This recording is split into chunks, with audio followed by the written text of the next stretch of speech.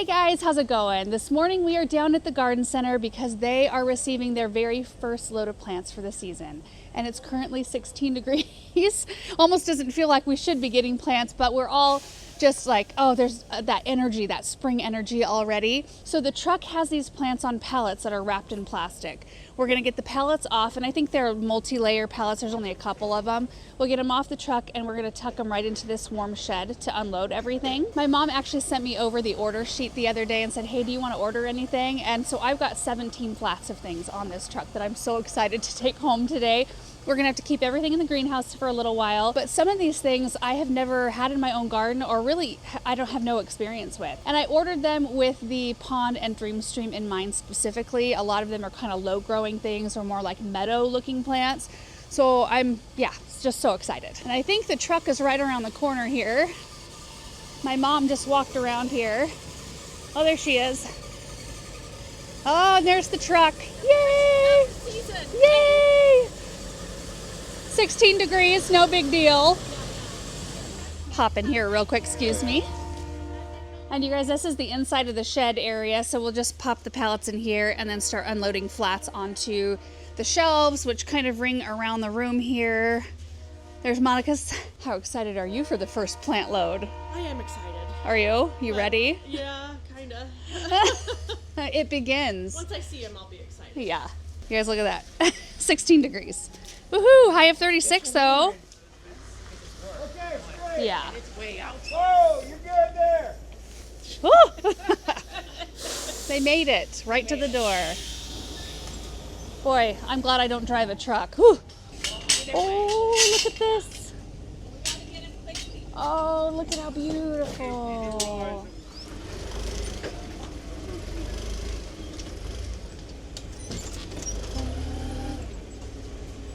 Oh, to see green plants. Oh, they're pretty good looking. They are beautiful. Yeah.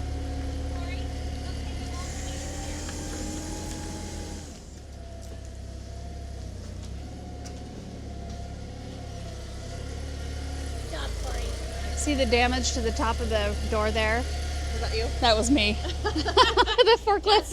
If you haven't done it, you will do it. Yeah. Not if, but when. Yeah. That's why I don't drive forklifts. Oh my goodness. You got a cutter? I do not. Someone got a cutter? Anybody have a knife? Brittany's probably got a cutter. Oh no, just hands. Brute strength. That's right, get a Wolverine through it.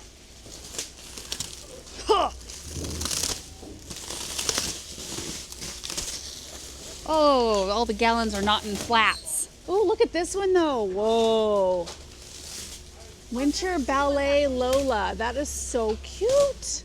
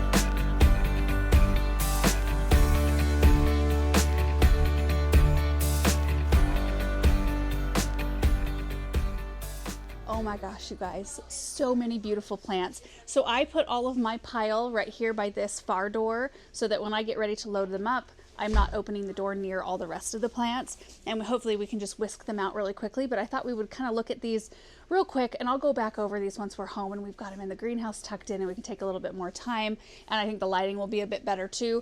But I want to walk through the other things in here too, because there are so many beautiful hellebores.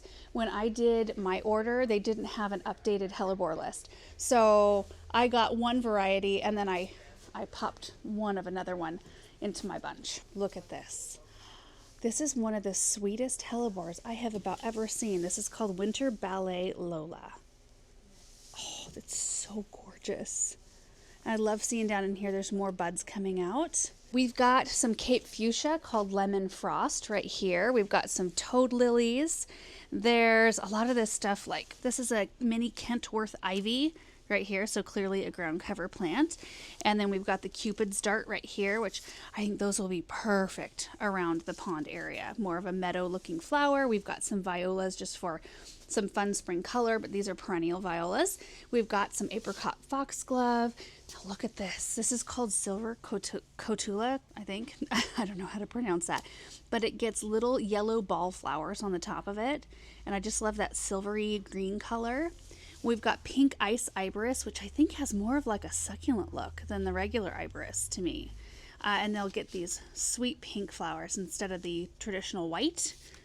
We've got some early carnival saxifrage. It's always a fave in the spring for me. We've got Beaujolais loosestrife, Labrador violas, which have the beautiful dark colored foliage, and purple flowers. I got a flatus soapwort. I had planted soapwort before, which is a super common ground cover, pink flowers, gorgeous in the late spring, early summer, and we forgot to run drip to it, and it was one of those things that just fell through the cracks. One of them survived. I didn't plant too many of them, not like a whole flat of them, so I really would like to fill out that area. It's kind of in the corner by the dumpster. This is so pretty. Checker bloom, Sedelcia, Malviflora. Gosh, these names. We got some sword ferns there. We've got some thrift. This is called Dreameria Daydream. And then Jacob hellebores. Do you have a favorite in this load yet? I think that one. The Jacob? Uh-huh. But I can't hardly choose. Yeah. There's so many pretty ones. Like, look at this. I know, I grabbed one of those. Oh. They're so beautiful. This is a winter ballet Lola. Not Lola is shining. I think that's probably the sweetest looking one. Like the sweetest color. I love that. And then all of this stuff, you guys. I think, are you guys going to work on putting it out later this afternoon? When it gets in the 30s, it's in the teens still, I think. Let me look. Was it 16? It was 16 when the truck pulled in. Yeah. It's 18 right That's now. warming up, sweltering. I know. It's not feeling too bad out there. Not too bad. But look at that. Wow. And then the back side. Mm-hmm. I think the back sides of a lot of these are just as pretty as the front side. Yeah. You know, I'm going to switch cameras real quick, so hopefully I can get a more clear picture of these. Okay, so again, this is Ice and Roses Carlotta right here. Let's see if I can get one to face us here. That's more of an aged bloom. That's a newer one. Look at that, the color variation. So it doesn't even matter that the bloom's face down because they're so gorgeous on both sides. This one is a Ice and Roses Picotee. A little bit lighter in color. This one, you were just saying looks like a clematis. It does. Clematis, yeah. Yeah. What is that? Look at the back side, though. Yeah, that dark burgundy color. Yeah.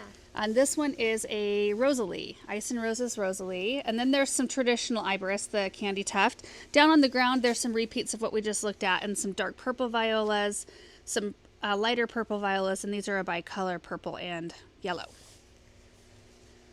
There are some Moroccan daisies. Did you get any of these to take home? I did not.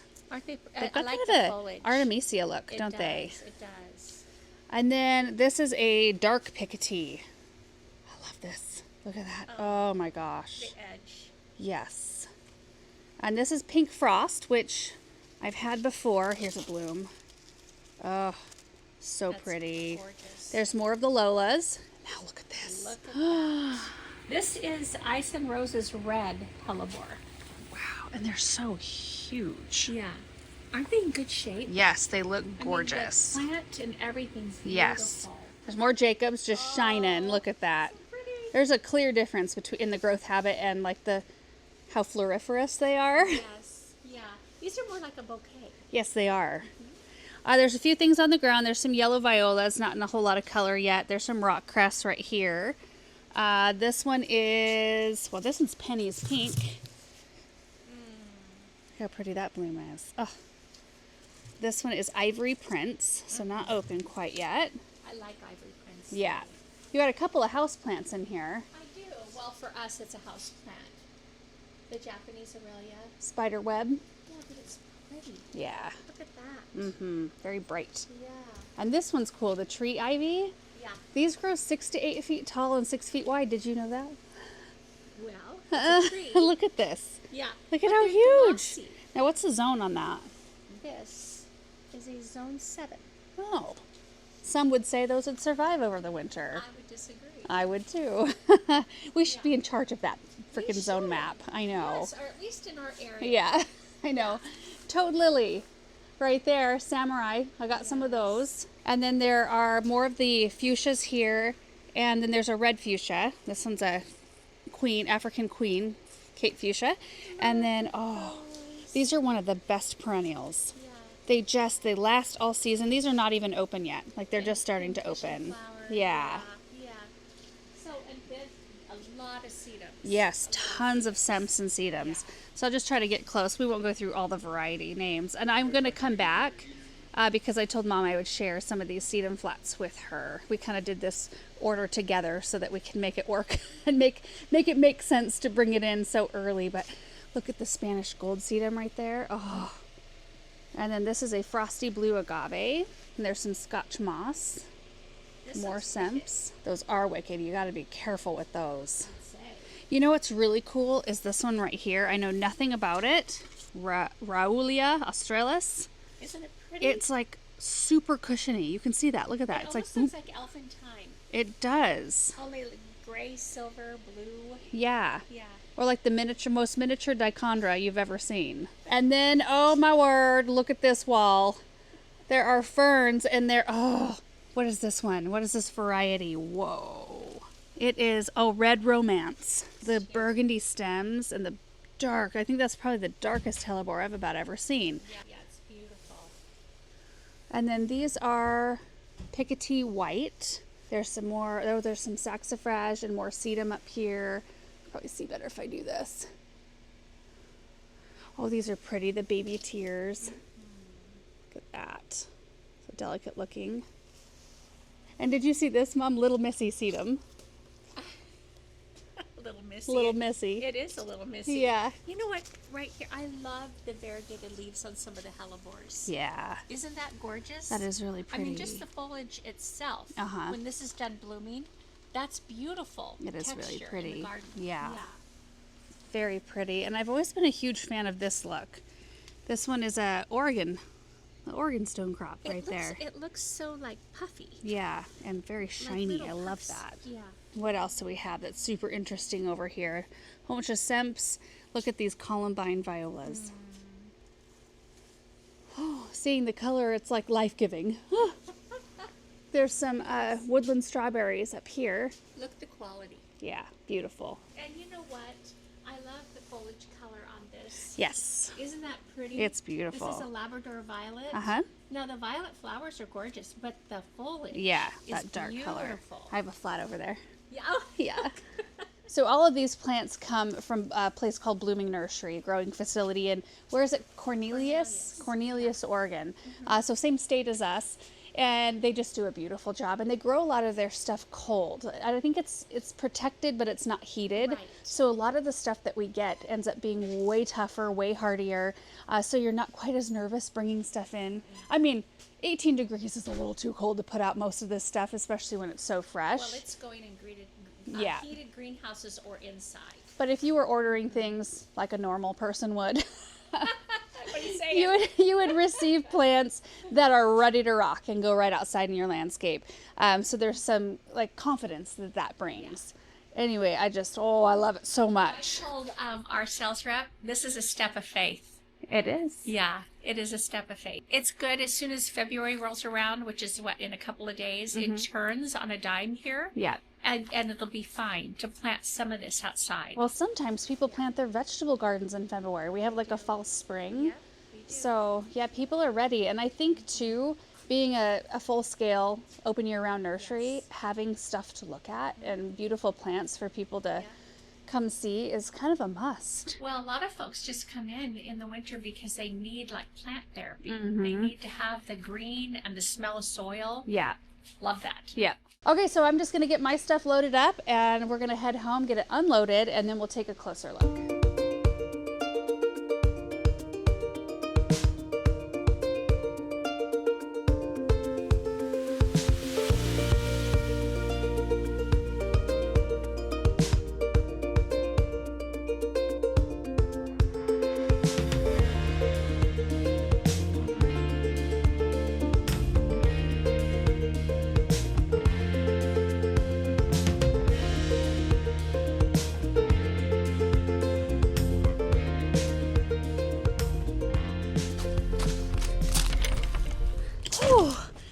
home sweet home. So we've got most everything sitting right here. I popped a couple flats back there, but I would like to get everything organized onto tables and kind of spaced out and that sort of thing. So I'm going to work on that and then we'll look at everything. I'm just so thrilled to see these fresh plants in here right now.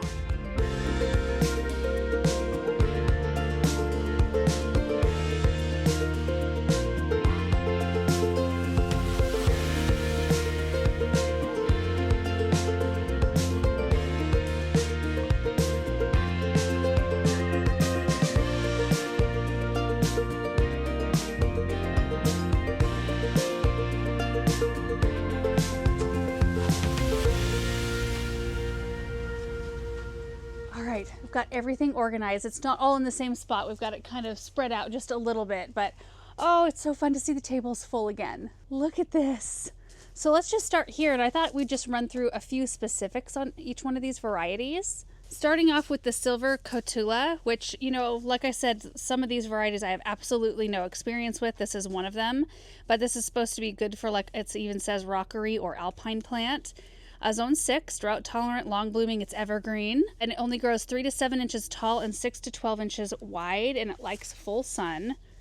I just love the color. We've got the western sword fern right here, which wants a more shaded location.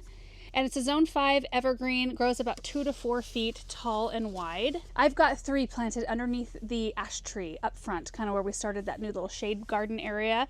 And I really wanted to beef up that space. I want to use these in some spring planters first, and then we can pop them out and beef up that area because they've done really well in that spot, the 3 that I do have. The saxifrage is always such a beautiful spring bloomer. I just love the sweet flowers and kind of the cushiony look. And they don't get super big, 6 to 10 inches tall, 8 to 12 inches wide. Zone 4, also evergreen, can tolerate some moist soil if you've got that. And then the rock soapwort, I just can't even describe to you how these look when they are in bloom. I mean, right now they kind of look like a little bit of a scraggly plant, but they don't when they're established. They're just amazing. 4 to 8 inches tall, 2 feet wide. Zone 4, drought tolerant, like the sun. They attract butterflies. I like the little burgundy note to the stems and the leaves here. And then we've got the halo sky blue viola, which, look at this flower. Oh, they're just so gorgeous. And these are a zone 5. They bloom for quite a long time. And we've got more spots that are a bit more protected sun-wise, which these tend to kind of want a little bit more protection in our area. So now that we've got more spaces like that, we can go in with more things like this. We've got the Sedelcia palustra, oh geez, checker bloom. I love the glossy look to these leaves. They kind of look like a strawberry or like almost like a creeping Charlie sort of thing. It grows 8 inches tall by 2 feet wide, attracts butterflies, says that they're a native wildflower, and they're really good at naturalizing. Whenever a tag says it's good at naturalizing, I never know what to think. Like, how good are you at naturalizing? Are you going to spread everywhere? Maybe. In some cases, I don't mind that. The Beaujolais loosestrife is such a beautiful plant. Likes full sun. It gets kind of those spiky looking blooms, almost like a Veronica. And you can see here it tracks all the things, and it's good for cut flowers. 2 feet tall by 18 inches wide, zone 5, tolerates moist soil. Really excited about that. The Samurai Toad Lily. This is one that we can put in a shady spot. Look at the flowers. Oh my word. They are so beautiful. It says may naturalize. This is one that I would love to have naturalize. They grow 16 inches tall, 2 feet wide, zone 5. They also tolerate moist soil. Oh, this one right here, the Labrador Violet. We already kind of took a close look at it, but look at the color of these leaves. Oh, they're so pretty. And then there's even a few little blooms. They're so sweet and delicate looking. But these are a zone 3, you guys. Super tough. Wonderful sort of ground cover. These usually naturalize pretty nicely. Grows like 4 to 6 inches tall, a foot wide. Then we've got the apricot foxglove, and this is one that will bloom this year. Attracts everything. 3 to 4 feet tall, 2 feet wide, tolerates moist soil. We have pretty good luck with foxglove in our garden. They are a poisonous plant, so keep that in mind, but our cats don't mess with them. Our kids don't mess with them. I'm not worried about it at all. This is a new one to me, the mini Kenilworth. I said Kentworth, I think earlier. Ivy. One for a shady spot. Look at how dainty these little leaves are, a little cushion. They are a zone 6, grow 1 to 2 inches tall by 6 to 12 inches wide, tolerates moist soil, long blooming. When does it bloom? It says spring and summer. When I looked this one up, they had this as one to put between stepping stones. Wouldn't that be beautiful? And then the Cupid's dart right here. Beautiful little lavender flowers, attracts pollinators, full sun, 2 feet tall by 18 inches wide, zone 4, drought tolerant and long blooming. They kind of form this like little flat rosette of leaves here. I'm excited about these. Okay, then over here on the other side, we've got the Daydream Armeria. I just love these. These have a wider leaf than some of the other thrift that I have. Has very grass-like, like very thin leaves. These have a little bit more boldness to them, which I love. They're like full sun. They attract all the things. These are a zone 5. They are evergreen, so the foliage is evergreen, and they'll grow about 1 foot tall and wide. Then I just kind of scooted everything down that we already have here. And I did want to show you, remember when we did our cleanup in here, I cut back one of our lemon coral sedum just to see how it would look. It looks so much better than the rest of them. And you can see, if I were to cut this one back, this one would look fresh and gorgeous too. So I think the right move was to cut it back. So I'm gonna come in here at some point and clean these up. But we've got some really fun things to use here. We've got our geraniums that we've been wintering over. We've got some seed trays, geraniums that just came out of the studio, and then a few more perennials here. So the pink ice candy tuft, again, attracts all of the pollinators. It's fragrant. Zone 5, drought tolerant, evergreen, grows about 10 inches tall by 10 to 14 inches wide. I love the soft pink blooms on this one. What do you think, Russell? Got some new plants, dude. We've got our Jacob hellebore here, which these are hardy to zone 3. And these will grow about 1 foot tall, so not much taller than they are now. And then they spread out like 12 to 18 inches or so, and they are evergreen in their foliage, very thick leaves. And you can see that these have upturned blooms, which is a desirable trait. Some of them don't. Some of the hellebores, you know, kind of nod down, but they always look so pretty from either side. And I did get one of those Lolas right here. So you could see the back side of the blooms even more saturated pink than the front side. Yep. Hey, buddy. Good morning. And then we've got our Lemon Frost Cape Fuchsia, which this one, zone 7, so hardy to 0, 2 to 3 feet tall and wide. You can see the plants just look like a nice, fresh green mound, but they get these lemony yellow, let me get it in the sun, blooms on them. They're just so pretty, and I'm excited to see what they do. I'm thinking more containers for these. What did I say? 2 to 3 feet tall and wide, long blooming, tolerates moist soil, really attractive to hummingbirds. And that's the last one, you guys. We looked through all of them. I was just so excited. I even thought after we ordered, I'm like, oh, did I just order too much too early? You know, I'm gonna have to carry these things over for a while. I probably won't be planting them outside until probably late March or so, so it won't be too long, just several weeks. It's okay. I like seeing the plants in here anyway. The one thing about, you know, when we do load up on plants and they're in flats like this, it's a really good idea to separate them. So especially in a case like our violas or our foxglove, like the ones in the center are not getting much air or space. So I'm gonna go find some extra flats, and I like to go every other hole so that we separate them out into 2 flats, thus they get more space to breathe, and it keeps the plants a lot healthier. Even things like this, it's good to separate them because oftentimes they'll start to want to grow together in a mat, so that when you eventually get ready to pull them out, sometimes you have to cut them apart because they're so intertwined. But I'm excited to put together some early spring containers where we'll use some of these perennials, but a lot of them are destined to go around the pond specifically. I'm so looking forward to filling up that area and just getting some more color and some more texture around there, and getting things that will grow around the base of rocks and maybe like cover parts of the rocks to soften the look out there. We'll get there eventually, but I'm really excited to get after it. Now, you guys, the last thing I want to leave you with this morning is kind of on a sad note in a way, but Natural Tree showed up this morning to take out the mulberry tree. And I was super thankful that I had a plan to be away from the house this morning because I didn't really want to see it come down. I know it had become a safety concern that I didn't even realize. I knew that there was some rot in the tree, but I didn't know the extent of it. And when we found that hole at the bottom of the trunk where we could stick a garden stake like 3 feet into the tree at the base of it, I knew it needed to come out because it was just a matter of time before that thing died or fell over. and damage something, hurt somebody, or whatever. You know, I just didn't really want that worry. So anyway, I do think that Aaron and Paul got some cameras out so we could watch that come down, just so you can see the whole evolution of that space. And I'm gonna go out there and take a look here in a little while once they go. Once they leave, and I can just, when I left this morning, I looked at it and I was just thinking, this is the last time I get to see you standing. And that's a really sad thought, but sometimes it just has to happen in a garden. And thankfully, it happened at a kind of pivotal moment over there where we are changing things anyway, and we're getting, you know, the new fence put in. Hopefully, it's supposed to go in this week. We'll see if they get it over here and get that going. But anyway, all that said, thank you for watching this video. We'll leave you with footage of the tree coming down, and we will see you in the next one. Bye.